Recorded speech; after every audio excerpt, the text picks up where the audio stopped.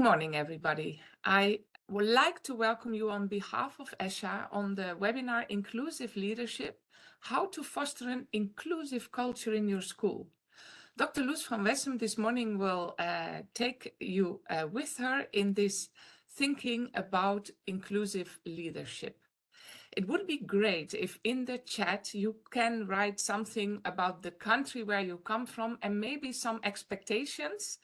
Are you already involved in inclusive leadership? Are you willing to learn a lot of new things? So maybe some people can say something in the chat about how they are here today. I'm not sure that I'm the only one, but I can see the participants. Yes, I can. Okay, I see that's great. Ramona, Okay. I see Stephanie, so you're most welcome, everybody. Oh. And Loes, may I please invite you to start your webinar? Yes, you may. Thank you very much. Good morning, everyone. I'm Loes from the Netherlands. I work from ESHA and I work also from University of Applied Sciences, which is called Windesheim, which is in the Netherlands. And I work with a research group which is working about inclusive learning environments. And today I will guide you to how to build or how to foster an inclusive culture within your school. And I've chosen this picture for a reason. You see a young child, a young girl who is very at ease, who is very happy with herself. And for me, this picture represents what it means to be inclusive. If you feel welcomed and if you feel valued for who you are, you feel at ease, you feel happy. And this is what this picture is representing. So in the end, I hope that you will get some ideas how to foster inclusive culture in your school and to make everyone feel the way this young girl does. Since we're a very small group, you can either ask questions in the chat or feel free to raise your hands. Petra will moderate this session, so she will guide me through it if you have any questions, because I can't see all the participants. So please feel free to ask questions or to make some comments or whatever you like. This is the program. This is what we're going to do today. It might be a little bit different since, well, sometimes times is fluid within this session. We will do a check-in. Petra already asked you who you are and where you're from, so that will be part of the check-in as well. I will tell you something about how you can develop an inclusive culture in your school. I will also tell you that one very nice instrument to start working on an inclusive culture is to provide a code of conduct. I will guide you to it. And then finally, I will present some leadership practices fostering inclusiveness. And those leadership practices are both found within other organizations than within the educational setting, and also are found in an educational setting. And we'll have some dialogues along the way, and especially about the leadership practices in the end. And besides checking in, we will also check out. And I would like to mention that checking in and checking out is also a way in fostering an inclusive culture in your school, because every voice will be heard. And that's very important. If you want to be inclusive, it's important to let every voice heard, also the more quiet ones. I guess you're all familiar within your own organization that some people will speak up loudly and will be the first to have some comment or questions or whatever, and others might stay quiet. And one of the most important things of being inclusive is that you see everybody and that everybody feels at ease, thinking about the happy girl in the primary slide, and also giving the floor to everyone, so all voices can be heard. And that's why I choose this picture of microphones. So Loes, there is the first check-in in the chat. We have people from Belgium, from Malta, from the Netherlands. I saw that there is, let me see, Ramona. She is following a course in educational leadership. So people are actually eager to learn about this inclusive culture in schools. Wonderful, thank you very much, and very nice to hear so many people around, all spread around Europe. It's always good to have a conversation with each other's. So all voices need to be heard. Your voices will be heard as well, be it either through the chat or just raising up your voice by putting up your hand, and Petra can give you the floor. We will start with a check-in, and I would like you to consider the next question. What do you need in order to feel psychological safe? Working in a professional environment. And what do you expect others to do so? And just to take a couple of minutes to think about the question, make some comments for yourself and also put some comments in the chat. And I will come back to this later when we round up this session. So please feel free to answer the question and to put some answers in the chat. It's like safe environment, be taken seriously, respect. Those are the words used by now, Luz. You can continue. These are great words. Perhaps persons also can try to make a little bit more concrete. What do you see others do? When do you feel respected? When do you feel safe? What do you need others to do to feel psychologically safe? So try to be very precise and very concrete. Words of affirmation, knowing that your work is being appreciated. Nice one. Things to be seen, that others see you, that they respect you.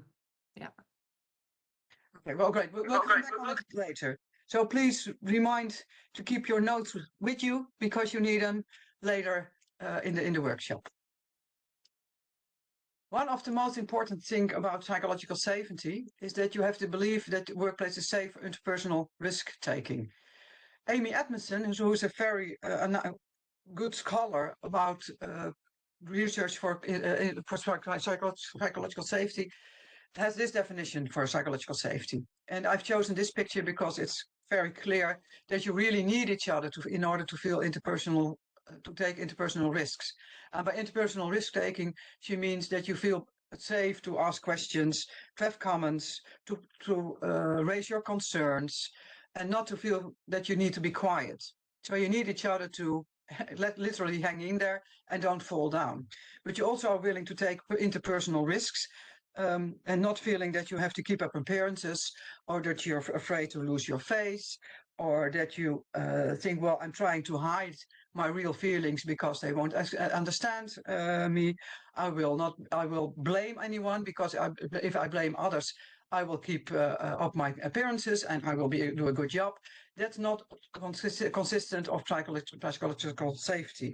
So it's really about giving each other space, giving each other the opportunities to raise your voice, to be very kind to one each other, so that together you can become a good couple, or if there are two persons.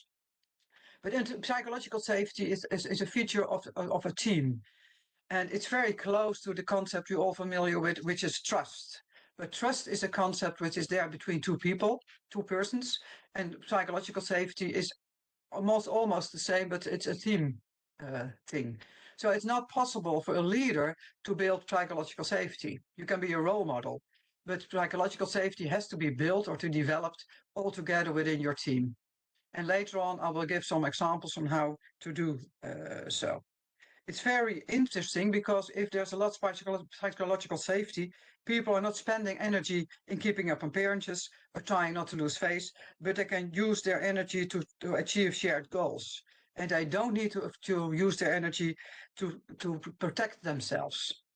So if you feel psychological safe, you feel free to open up your ideas, to share your ideas, to ask questions, also to be blunt and to your leader to say, well, I don't agree with you, and things like that. And for me, the most simple example to demonstrate what psychological safety is, consider that you are grown up in a very healthy family structure. You've got brothers, you've got sisters, and your parents, and they're all very nice to each other. And it doesn't mean that you have to be nice all the time, that you have to be kind to each other, but it's also possible to have conflicts, because psychological safety doesn't mean that all is well. All will be well, but you also can have conflicts. And when you're grown up in a safe, healthy environment, a safe, healthy family, you know that you can also argue with your brother, because you know, well, we can have a fight right now, but afterwards we will give each other a big hug because we love each other. And the same is in organizations. Perhaps it's not to speak about love. You might call it professional love, but you know, we got each other's back. We're there for each other. We will share each other's thoughts and problems and concerns, and we will take care of each other, because there will be a lot of benevolence. We know that the others have the best interest at heart for each other. So benevolence is the kind of love you can have within an organizational setting, that you know we will have the best intentions from each other. So because we have the best intentions, we can be very hard considering the content. We can argue with each other. We can have conflicts with each other. And just one small anecdote.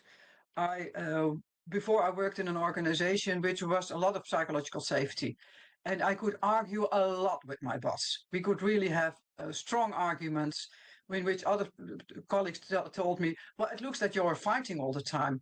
But when we see you walking in the hallway, we also see that you have great fun. How is this possible? And this is what psychological safety means. You can have conflicts, you can have arguments, but you know that you will not have problems because you like each other and you feel safe in order to speak up your mind. So you're not afraid to speak up. You can raise your questions, you can raise your concerns, you can raise your ideas, because you know that the other will be there for you. Are there any questions so far or comments? Well, Luz, could you elaborate a little bit? Because in education in the classroom, we always speak about pedagogical safety for children, which is crucial to actually feel this inclusiveness in your classroom. You're speaking about psychological safety. Now, is this the same? Is it different? Does it have to do with the fact that you're either a child, a teacher, or a school head? Can you elaborate on that? Great question. Well, I think the concept is exactly the same.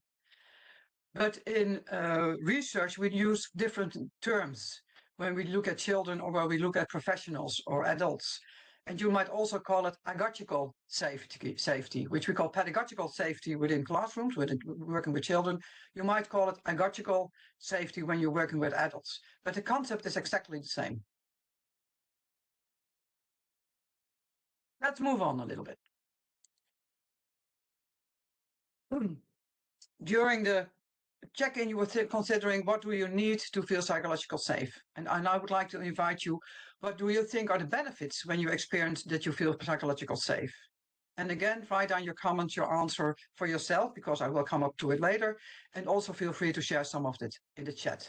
So why would you consider to work on psychological safety? What's in it for you? What's in it for your team? What's in it for your organization? It's not necessary to share it in the chat. We see words like in the chat that you can collaborate with others. To create safety is the task of leadership. It is necessary for teaching and learning. So these are a bit the words you may use to elaborate on. Wonderful, thank you very much. Well, I also looked into and self-esteem, excuse me, self-esteem was added in the last moment. Well, that's also a very nice one, because well, I'll come back on it. If we look at research, we know that psychological safety is very beneficial because of several items. And you might recognize some of your own answers within the answers I came up with when I looked at literature. There are a couple of ones which are individual. So if there's psychological safety, people feel more satisfied in acting in their job. So there's a larger amount of job satisfaction, which might be very clear, because if you feel psychological safe, you feel at ease, you don't have to keep up appearances, you can be who you are, which might be contributing to job satisfaction. It also increases to reduce stress levels, because you don't have to keep up appearances, you don't have to work on not losing your face, so you don't have to put a lot of energy in standing up for yourself and being in the organization. So it might reduce, it will reduce stress levels. And I like the concept of self-esteem. I didn't find it in the literature, but I think you're right. It also enhances your feeling of self-esteem, because you know you're part of the group and you can be who you are. You can be yourself. But most beneficially, it's also for working in a team. Someone already mentioned that it enhances the possibility for team collaboration. And it also enhances the possibility for team learning.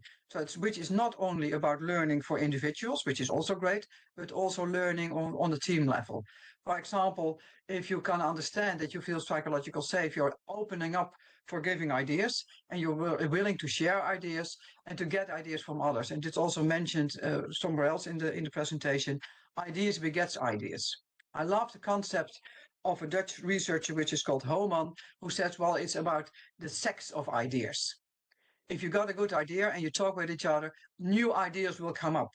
So there will be, with consent, there will be a sexual intercourse between the ideas. Ideas begets ideas.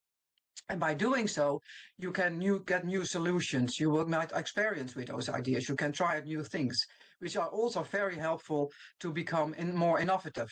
Well, I don't have to tell you the importance of being innovative in a school system in which there are lots of questions for schools to answer. Schools need to be very agile, very lean, have to be very innovative in order to understand what is going on and to deal with it. So psychological safety contributes to personal features like job satisfaction, reduced stress levels, and self-esteem. And it also enhances team learning and team performance, which is also important. If you look at the educational system, we know that we want every student to thrive. And if you work with psychological safe teams, teams are able to collectively to give all the students whatever they need. All the students can get the results that you think as a school are important for the students to get. It's about sharing of knowledge. You don't sit on your knowledge because this is mine, and if I share it, I will give some of my ideas and I can score with my knowledge, but you're able and willing to share it with others. Ideas begets idea, the idea of sex between the ideas, and providing feedback, which is very, very important. Because feedback doesn't only make students thrive, but it also makes professionals thrive.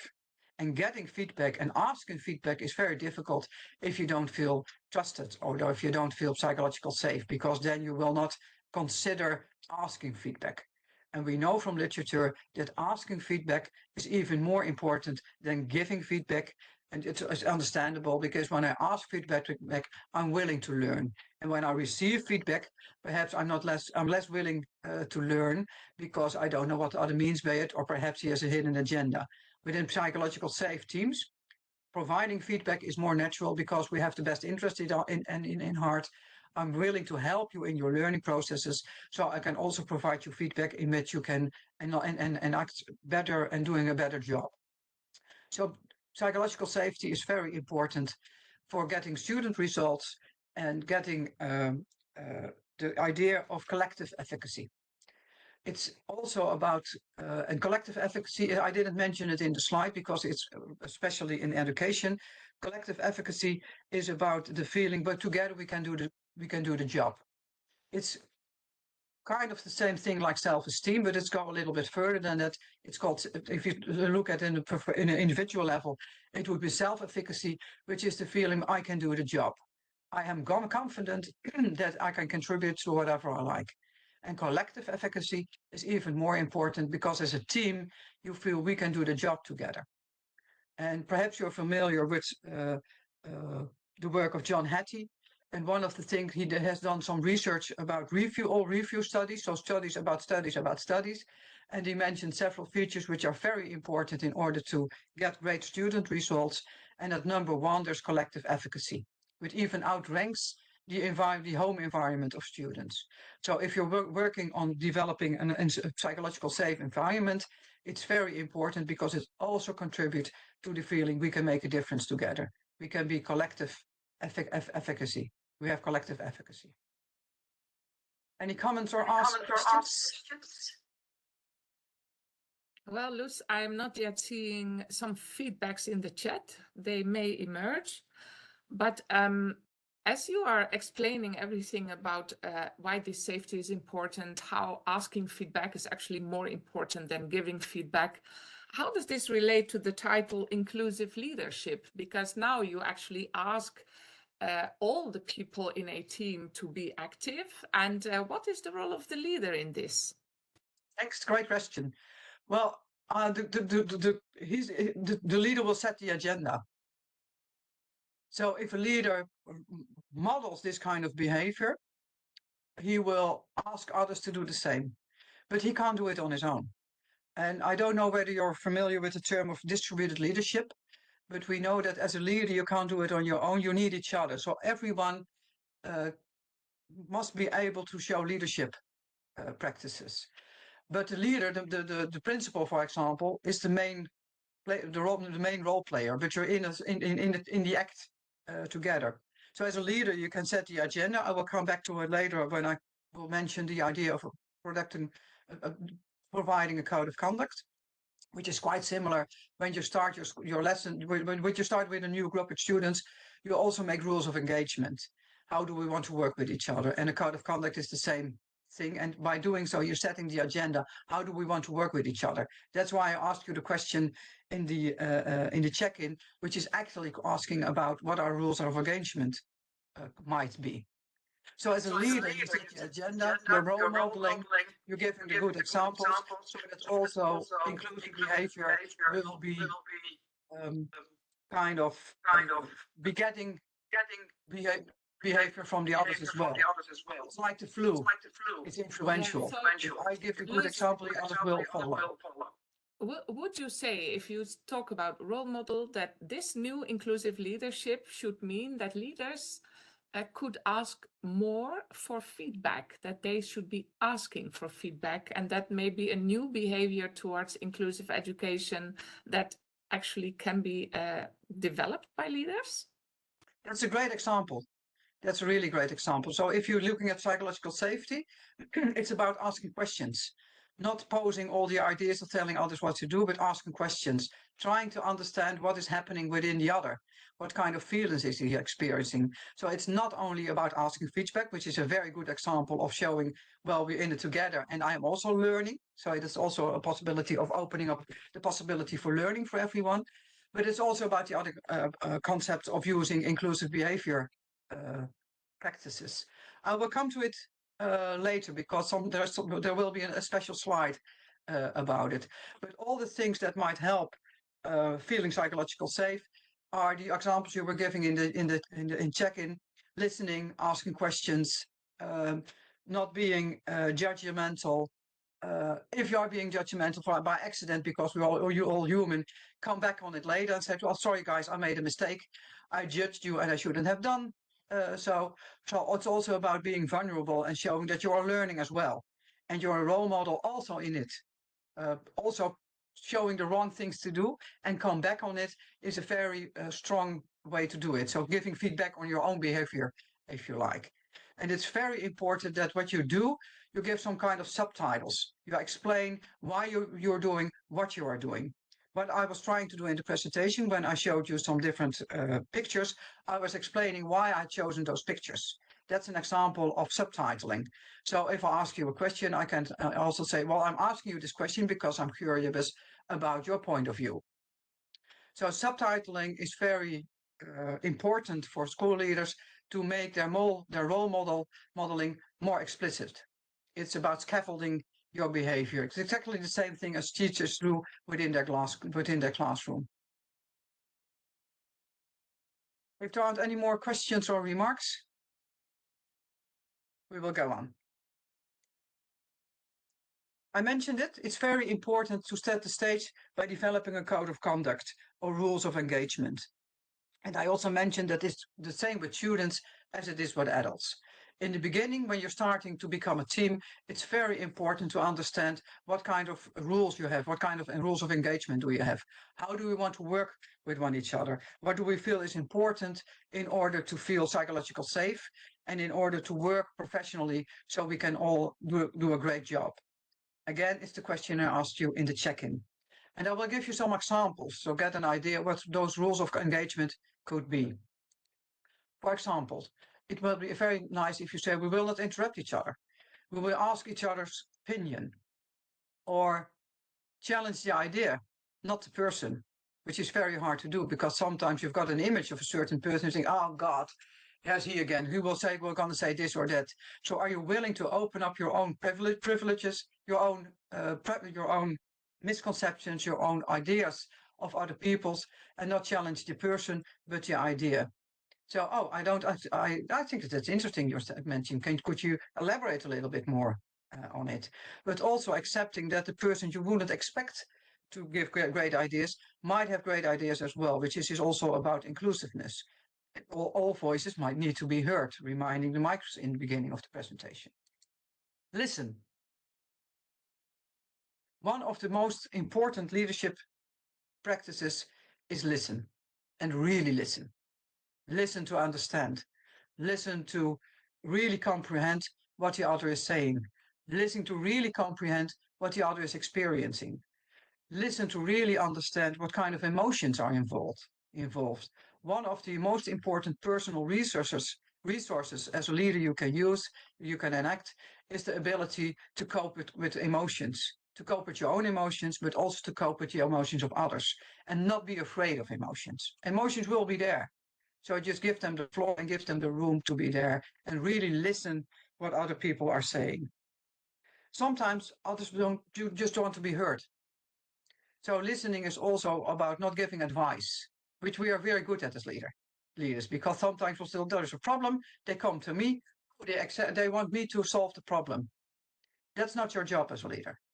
Your job as a leader is to listen and to help the other to understand his problem and to fix his problem on his own. Of course, you can give him some ideas, but sometimes it's just enough just to listen and to give the other the ideas that you are heard, without arguing or giving advice. Just listen.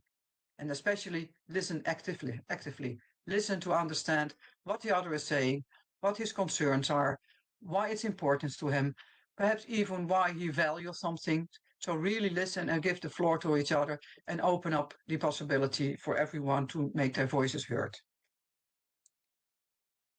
Consider being wrong. As a leader, it's very important that you say, well, I made a mistake, or I don't know, or I admit that I might be wrong. So a role modeling as a leader is also about being human and explaining, well, I don't know it all, and I made mistakes, and being open about it. And finally, as an example, call in rather than call out. And calling out means that you're drawing critically attention to unacceptable behavior, punishing others. And calling in means I want to understand what's going on, and the other one's asking me for help. So calling in means trying to understand what's the perspective of the others. So ask questions, ask lots and lots and lots of questions, which is also part of listening. Listening doesn't mean that you have to be quiet all the time, but it's also about questioning the other so that you understand what's going on. And most importantly, listening will also enhance the feeling that you're feeling connected to each other, that you're being belonged to each other, that you're part of the group. So developing a code of conduct is a very powerful instrument which you can use at the beginning of working with a team or a group or even a bigger amount of people, in order to understand what do we value, how do we want to work with each other. And you can use it during all the time that you're working together. If you ask every member to think about what do you need to feel, to work professionally, to do your job professionally, what do you need? The question I ask in the beginning in the check-in, and you collect it and you discuss about it and you have a dialogue about it. Okay, what will be our rules of engagement? You can put them up and put them in a place where everyone can see it, that whatever you are working together, you can look at it, and after a meeting you can come back on it. Did we use our rules of engagement? Did we do the job right? What didn't we do correspondingly to those rules of engagement? When did we make a mistake? When did we messed up? When did we do the good job? What were we doing concretely which enhanced the feeling of that we will not interrupt each other, or did that challenge the ideas and not the persons? So it's the same that you're working within your classroom when you set up the rules of engagement. It's not enough just to put them up there, but you have to constantly evaluate them while doing the job. Petra, any questions or remarks in the chat? Yeah, so far there are no feedbacks in the chat. I do, however, would like to ask leaders who say too many times, I don't know, or I'm not sure. Well, let's say in an old-fashioned way, they would be considered not very strong or skilled leaders. And at the same time, this should be one of the new strengths. Some people may even call it a more feminine leadership style. So what does this actually mean for also systems, school systems?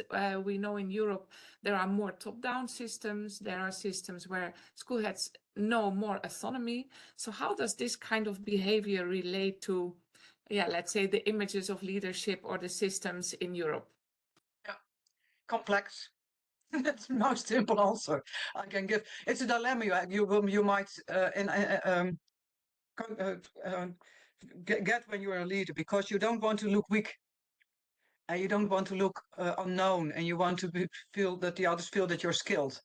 So it's a balance you have to find trying to find. If you say too many times I don't know, they might consider you to be a weak leader. Sometimes you just have to be firmly about something. I think, well, express your meaning very firmly, but still being able to hear what the other persons are saying. And the difficulty is when you're in a larger organization or a larger system, if there isn't psychological safety or the concept of psychological safety in the larger system, you're going to have a hard job in order to work within your team consistently about working collaboratively.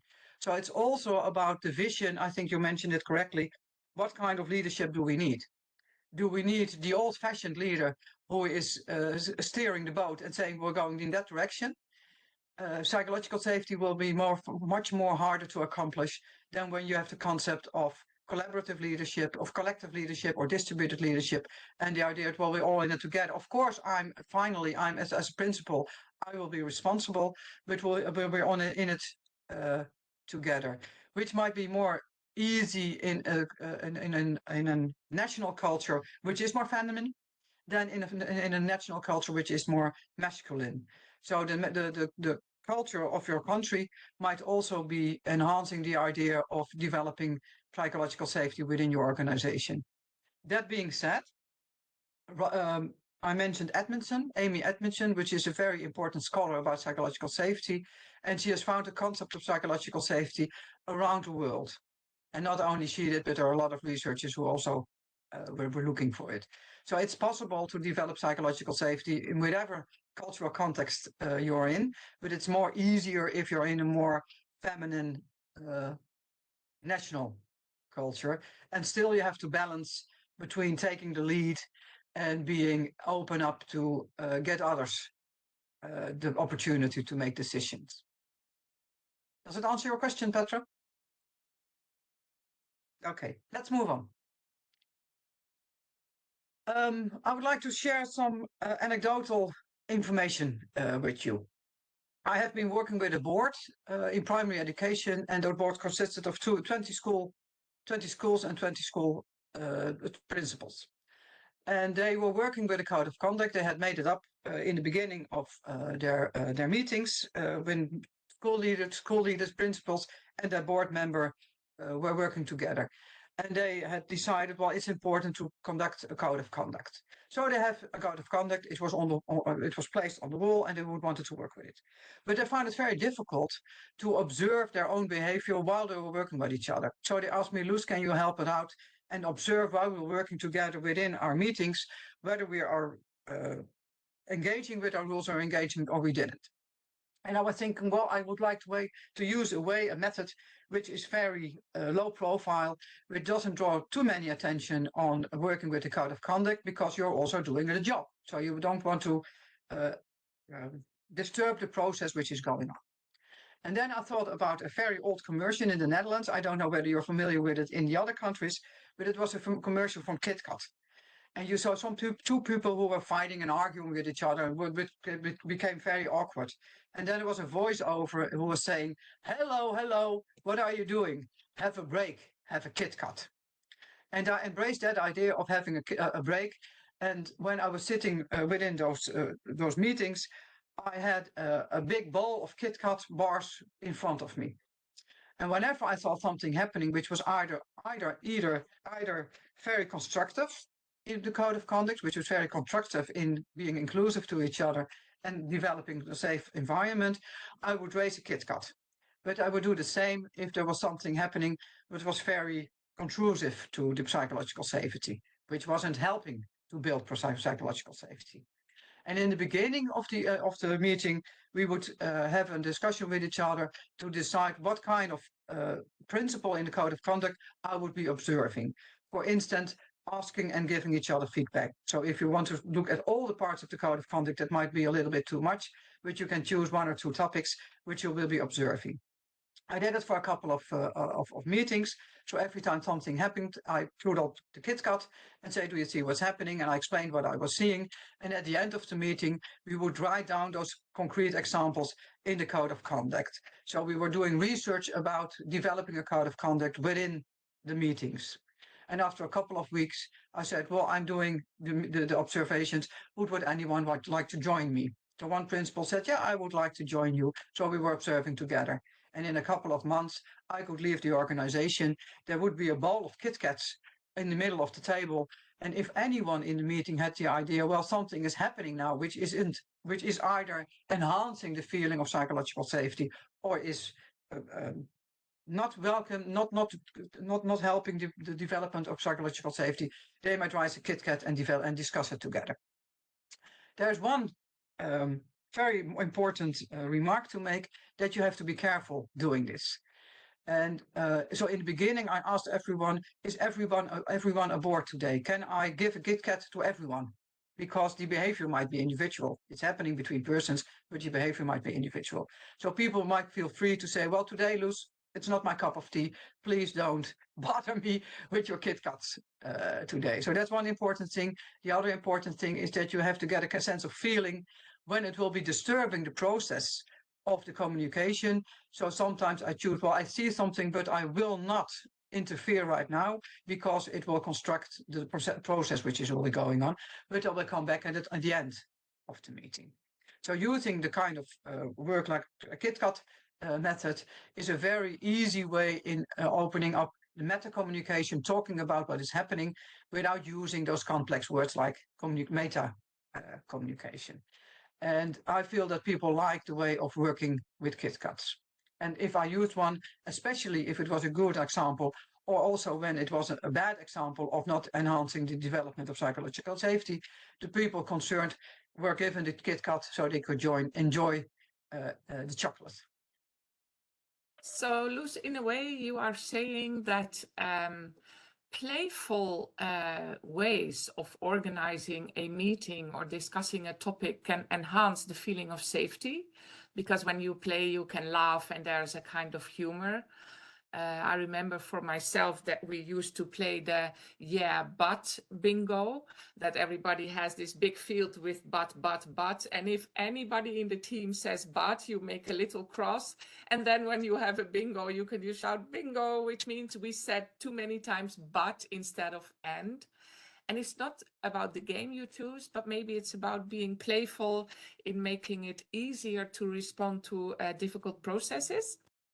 Exactly. It's making it feel more light, not being too heavy about the topic of psychological safety, and being playful and having fun. We also laughed a lot about the examples, especially when it were wrong examples of which is not contributing to psychological safety, which might be a very difficult topic to touch. But if you do it playfully with a smile on my face and explaining what's happening and what's the result of it, it's very helpful. So if anyone has any other ideas of being playful, developing psychological safety, please feel free to email me and to have a discussion about it, because I'm always looking for things like that which might be helpful for leaders to enhance the feeling of psychological safety.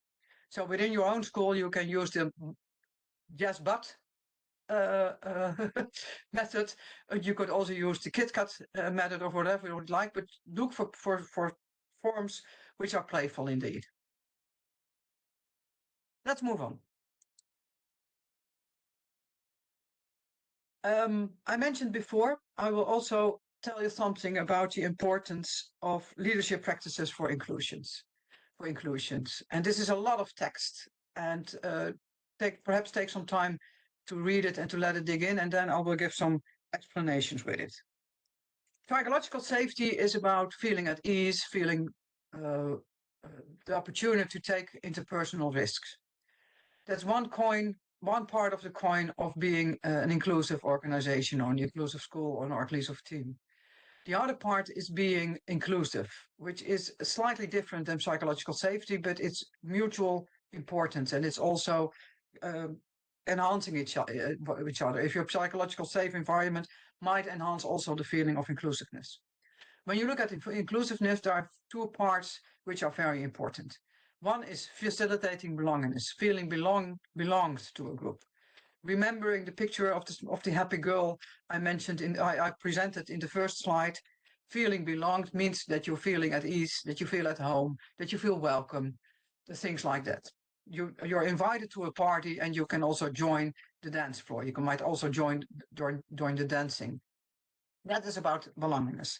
The other part of inclusiveness is being valued for your own uniqueness. Can you be who you are? Or do you have to adapt yourself to the situation? For example, I don't remember the title of the movie, but I've once seen to me it was a very impressive movie in which a man with a dark colored skin tried to get a job, and he did a lot of research trying to get jobs, did a lot of application, and every time he didn't get in. He spoke with a colleague, and he said, "Well, if you have if you phone the organization that you want to work, you have to use your white voice." And I was really shocked by the idea, because this is not about being unique, being who you value who you are. You can be who you are, but you have to adapt to the rules we have made with each other. You can't use your own voice, you have to use your white voice in order to feel accepted, to be accepted. It's a very rough example, but I hope it makes explicit the importance of being valued for the uniqueness. It's of course not only about the color of your skin or your gender or whatever, but it's also for the kind of person you are. Are you valued for the kind of person you are? Are you valued for your own uniqueness? Those two parts of inclusiveness are very important. Are you feeling belonged, and are you feeling valued for the person who you are, for your own uniqueness? As leaders, you can facilitate both those components. You can facilitate belongingness, and you can facilitate the valueness of uniqueness. And this leadership practices that are mentioned here are not only found in organizational systems all around the world, which are not educational. For example, Shore is a very important researcher, or Randall is a very important researcher. But recently, there's also a Dutch researcher who showed that these leadership practices are also valid in an educational system. And she did some research. Her name is Verheijen Teamstra. She did some research within schools which are collaborating with preschools.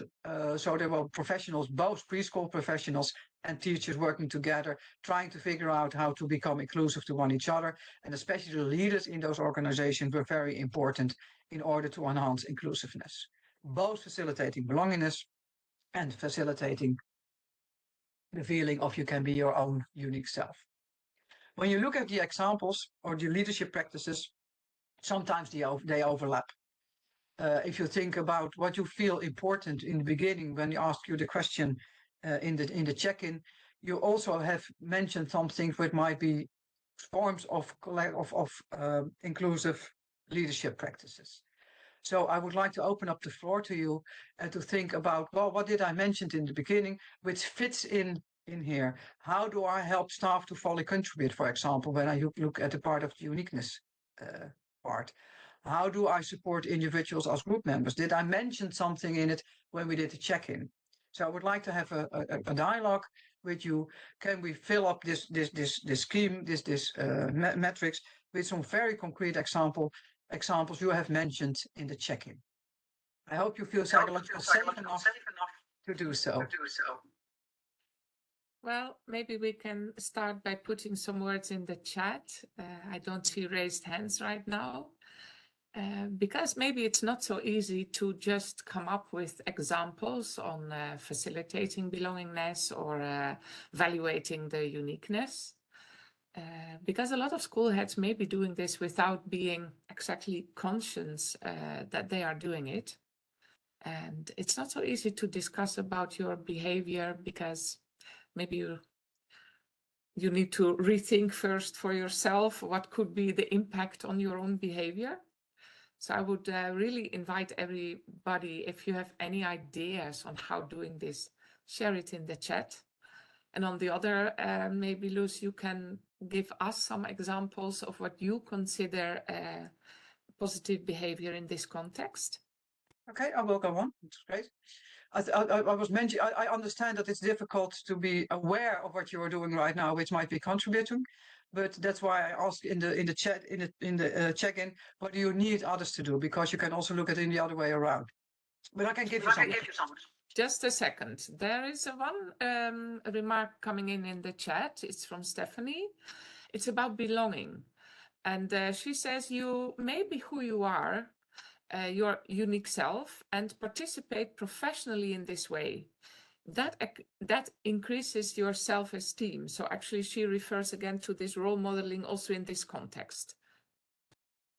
Role modeling is very important. I'm going to give you some examples, and perhaps we get ideas. So if we give examples, so somebody thinking, oh, I recognize this, I do this or that myself as well, or I see somebody else doing it, because sometimes keep getting ideas from the actions of others might also be very helpful. I will give some examples. For example, I'll start in the left hand corner. Support individuals as a group members. Strengthening teams' cohesion and creates a sense of community to which members feel connected and feel pride in being members. This can be about team sessions in which you are having nice out-of-doors experiences, going to the pub with each other, having festivities if one has his birthday, sending flowers to someone who is struggling with something on a personal level, for example, a sick parent or someone who died within your own family. But also the feeling of using rituals within your organization. For example, starting up every meeting with a check-in and ending it with a check-out, which as a ritual becomes rituals in the same time. And having a check-in or a check-out is very important because everybody can say, well, today you have to consider this because something happened to me and I don't feel at ease. So just be very kind to me today because otherwise I might cry very easily. Those kinds of things are contributing to supporting the individuals as group members, but also inviting them to give their own ideas, which is sometimes also considered to be helpful to valuing uniqueness. Let me skip to ensuring justice and equity. Make sure that everyone's voices can be heard and everyone can have equal contributions to the discussion that you're having. For example, when you're new within an organization, you first might be very polite and think, well, I will not raise my voice, I'm new in this group. And then it might be very helpful if the leader invites you also to speak up. I know that you're new in this group, but I'm very interested in the ideas that you are having. Could you share them with us? But also considering the different status people might have in an organization. I see that someone has raised their hand. I can see it now. Hello, I actually just wanted to chime in on that because I was having a conversation yesterday specifically about this, and it was about how young professionals are having sometimes a hard time when they arrive in an organization and they maybe don't have as much expertise or professional background as other people, and it's very hard for them to have the confidence to speak up, or they don't even know how to really engage with other people in a professional setting because they haven't had that many opportunities to do so, especially with COVID and with working remotely. So I think that it's also a very interesting point to take into account how it's important to have even the physical space to have this psychological readiness to be able to raise your voice and to speak up. It's complex because it's also on individual level. Perhaps you can mute your mic again because... Yeah, thanks. And otherwise, of course, you can respond, but otherwise it will there will be singing going on. I don't know how to explain it in English. I think you're right. It's very difficult because it's both an individual thing. You have to feel at ease to do so, but you can be invited when you're in a psychological environment to be larger than yourself and to say, well, okay, this group, I feel welcome. I can raise my voice. And when you're really invited by the leader, especially when you're a young professional, and just also the leader might say, well, we all know that you're a young professional, but that doesn't mean that you don't have something to say. You bring in some other expertise, which we are lacking because we are from a different generation, perhaps. And we also need the new fresh blood and the new ideas. So the idea of being part of the group and having a different position in the group, of course it's there because you're young and you're not haven't taken your seat yet. But if you're given that seat, it might be it might be easier to raise up your voice. And as a leader, you have to be very considerate about it. Because in a group, you always have people who shout out right away, and that's okay. But you can also, for example, a very simple way in doing it is before having the discussion or the dialogue, asking everybody to think about it by themselves. So to provide some thinking time is very important in order to get everyone aboard and to prevent the ones who will starting to shout at the beginning to just be quiet and give others also the opportunity to think about, well, how am I thinking about it? So there are some very simple technical things you can do as well. I also like the idea of working with, for example, with the talking stick, which we're used to do work with children, but well, we don't call it a stick, but we give terms. But you can also do it with adults using the talking stick. Well, I've said something, I will now give it to the other, so the other one can say something. So as a leader, it's very important to see, is every voice heard?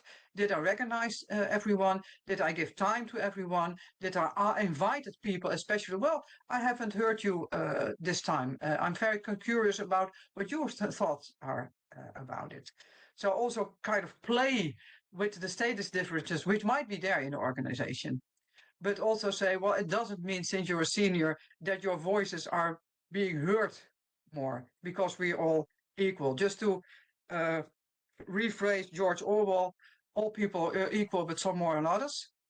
You have to skip that idea as a leader and be aware that not all persons are equal because we're all different, but to value the equality within the group and saying, of course, we are different, but the voices of everyone should all be heard. So you have to be just about it and be equitable about it. Another example. Joint responsibility, I'm just going through facilitating belongingness from up to the down of the slide. Organized participation and information sharing.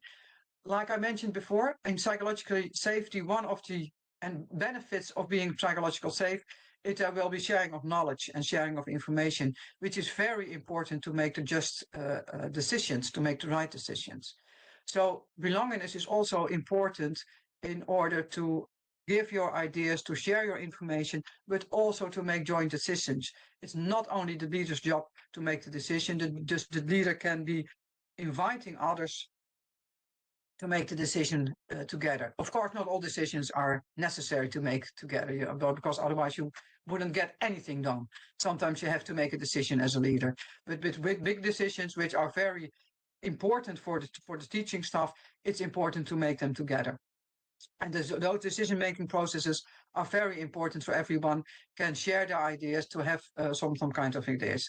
And I'm really fond of the ideas of democratic leadership, which uses forms of, well, we only make the decision if everyone is aboard.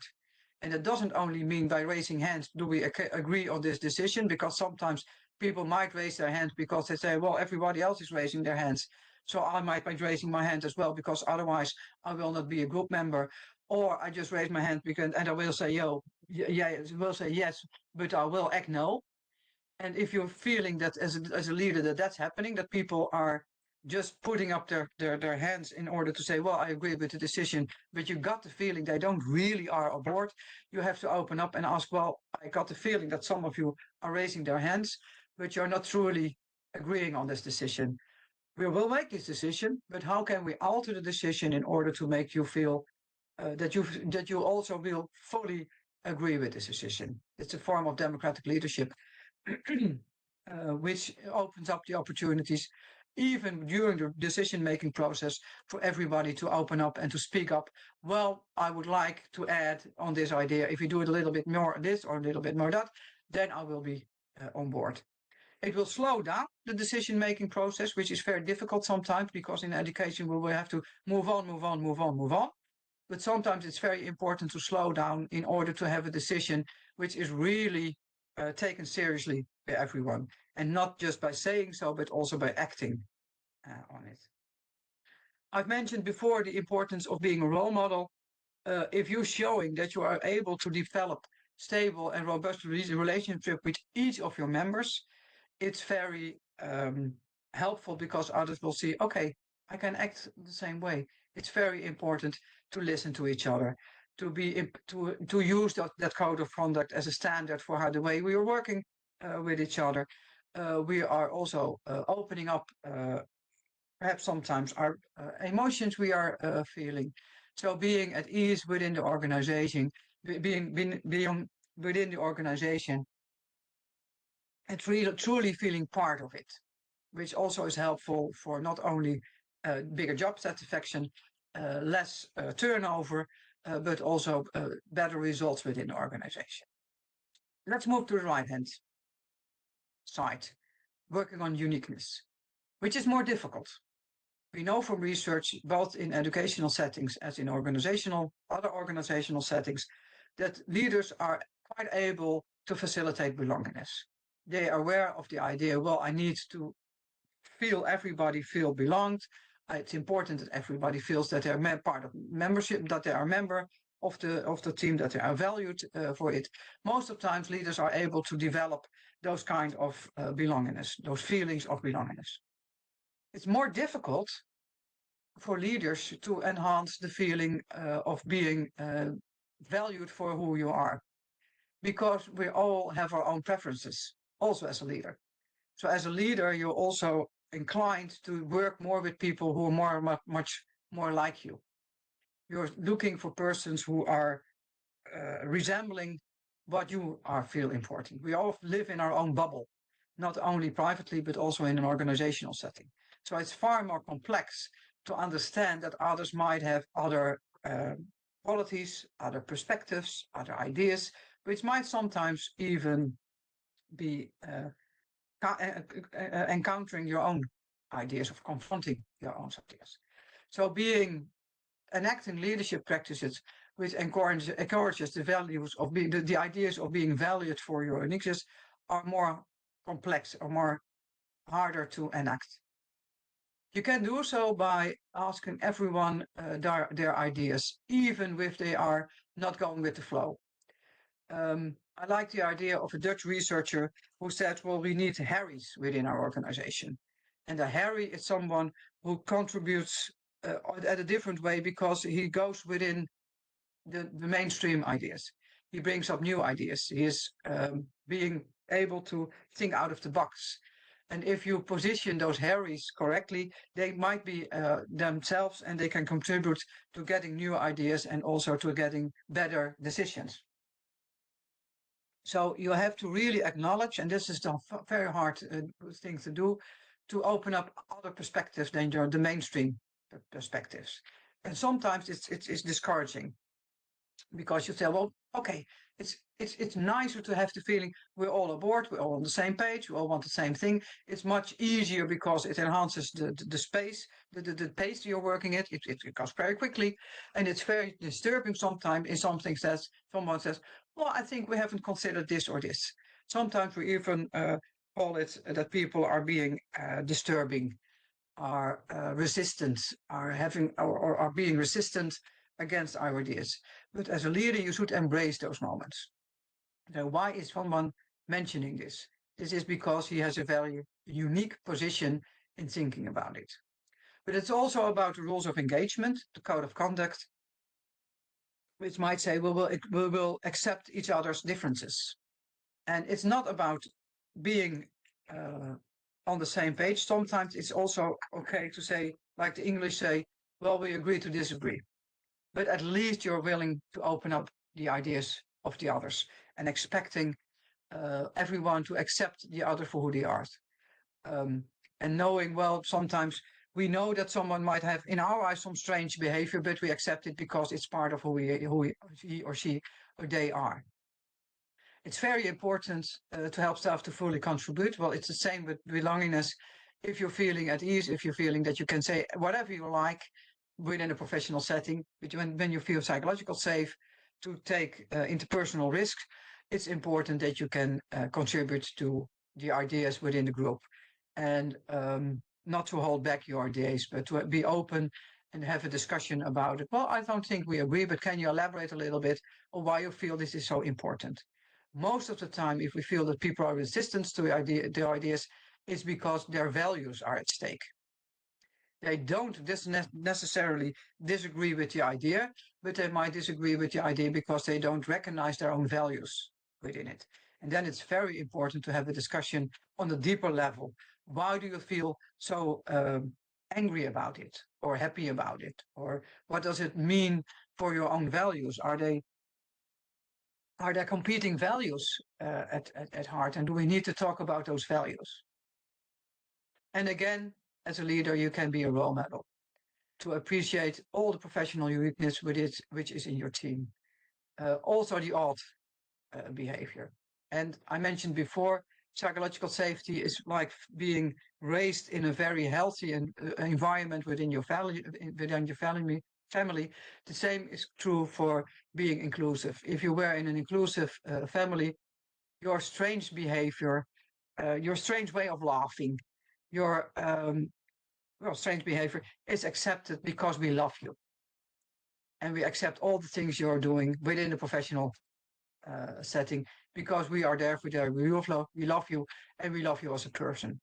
And again, love is perhaps a little bit a strange word within a professional setting, but there might be some professional love and understanding from one each other, and trying to understand the perspectives of the other one and accepting them.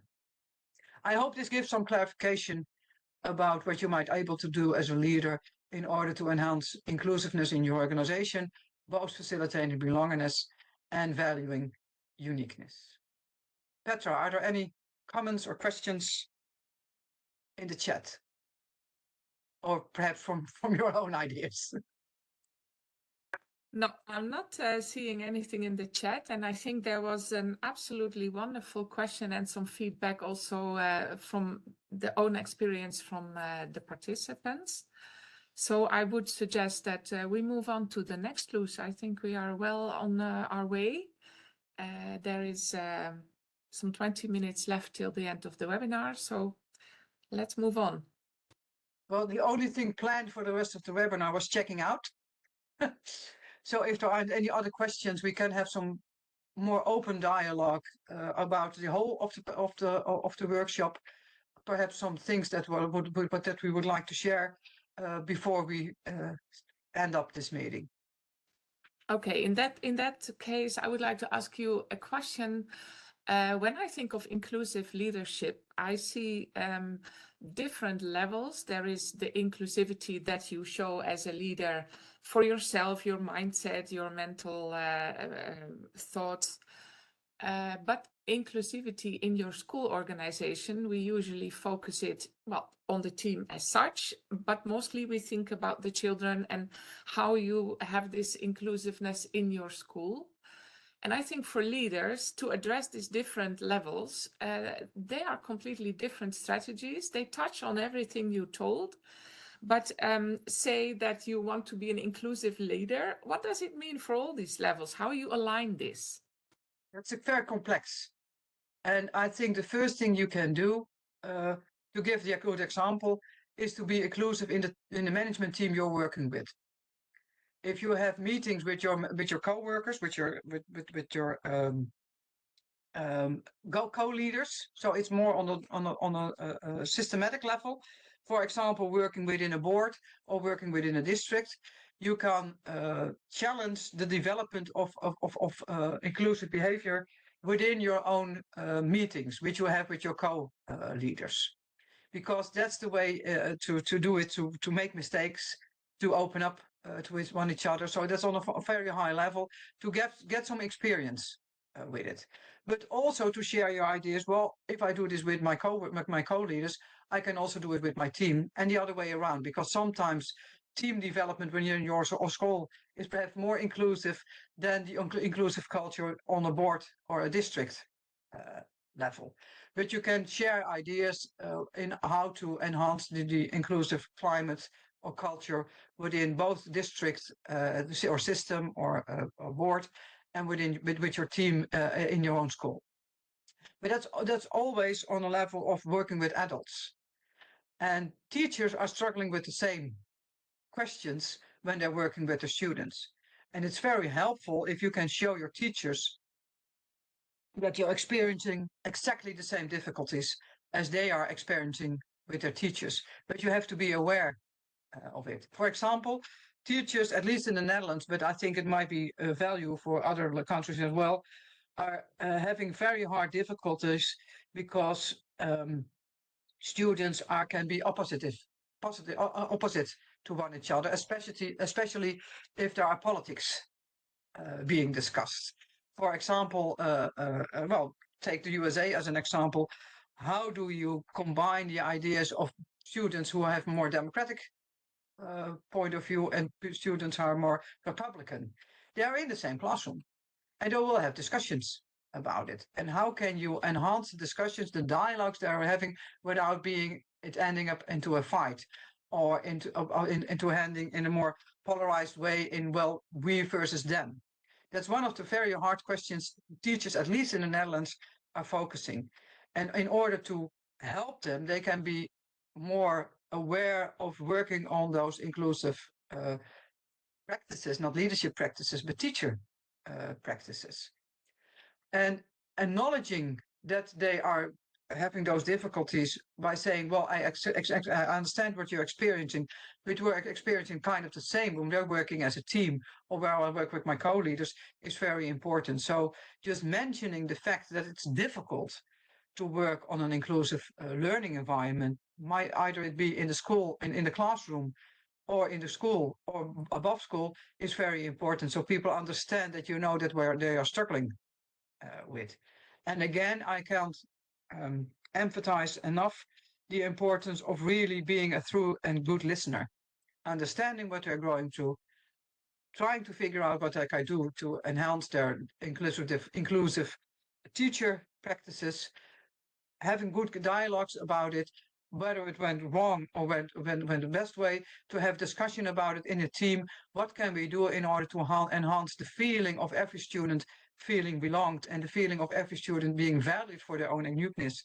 Are we aware of our own judgment? Are we aware of our own preferences of certain students? Because we all teachers are also having their favorite students and their less favorite students. Are we aware of it? Are we willing to open up our own mental images about how we would like to work with students? Are we willing to have that discussion? Are we willing to really open up our doors for all students to be part of our organization? Are we also willing to perhaps give some students some more attention than others, because they need more attention? Because some students are from a very privileged environment, and they will get their diploma, whatever we do, they will get there. And perhaps we should give more attention to students which we know are struggling because they come from a less enriched background. So we can have to help those students more. Are we willing to have those discussions, those dialogues about how can we enhance the learning of all students? And by doing so, we will give some students more time, more guidance to become the good students they actually are. So it's difficult. And I think that one of the main things, it's very important to, as a leader, to show that you are there to build an inclusive organization, not only for the professionals, but also for the students. And that the thing that we're doing in the classroom should resemble the things we are doing at a team level, or an organizational level, or at the district or board level. And that's difficult. But the processes that you're enacting should be the same. And you should have, it's like the Rubik's Cube. I never was able to do it. The only way I could work with an Rubik's Cube is to put all the things out and put it back on again. But working on inclusive environment with students, professionals, and on a board level is like working with a Rubik's Cube. You have to be aware of all the parts that are there, but you will never be able to get the Rubik's Cube completely done because something happens and it will change it again. And that acceptance that it will be very hard to work on inclusive environment on all levels and that you will never get it really done is very important that you know, because we have to deal with those inevitables. Well, that's a good analogy, Luz. I know people who can do the Rubik Cube in a few seconds and they have a perfect result. I think leadership never works this way.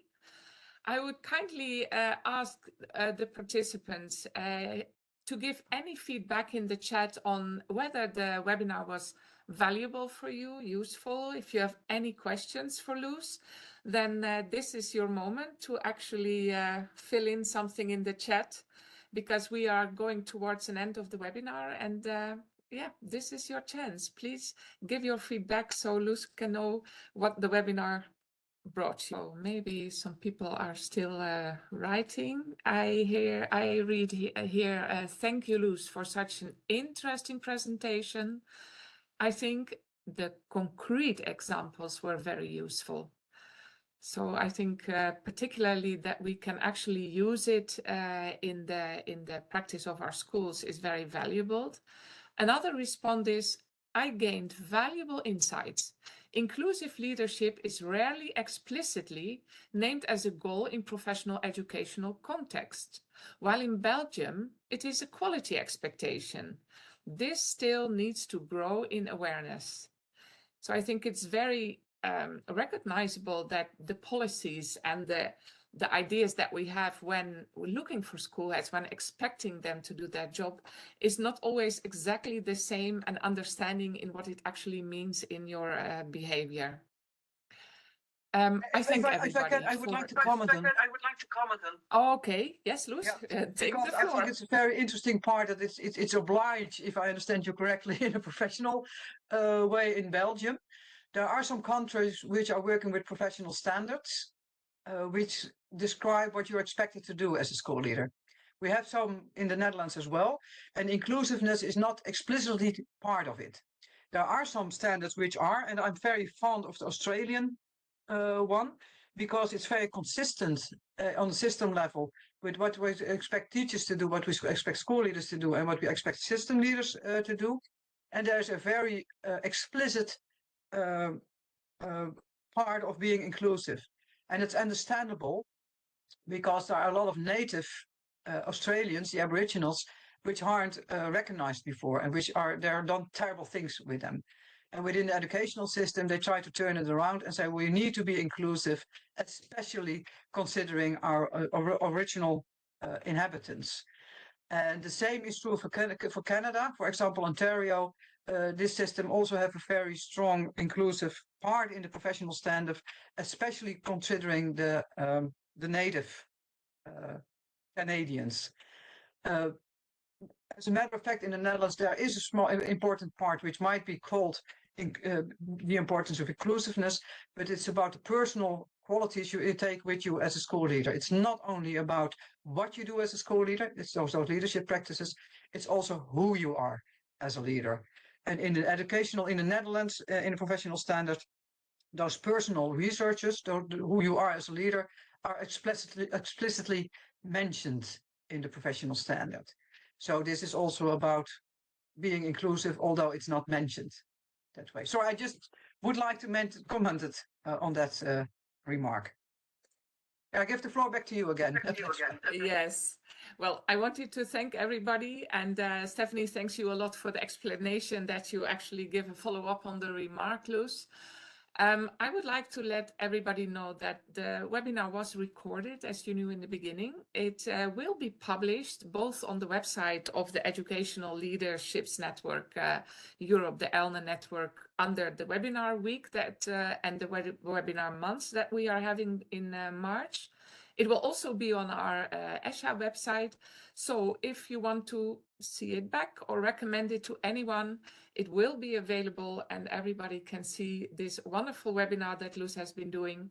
Luz, I thank you a lot for this great webinar and the presentation on inclusive leadership. I thank all the participants and I wish you a wonderful day. With me, the sun is shining, and I hope in our job the sun will be shining as well. Hope to see you again. Bye-bye. Thank you very much.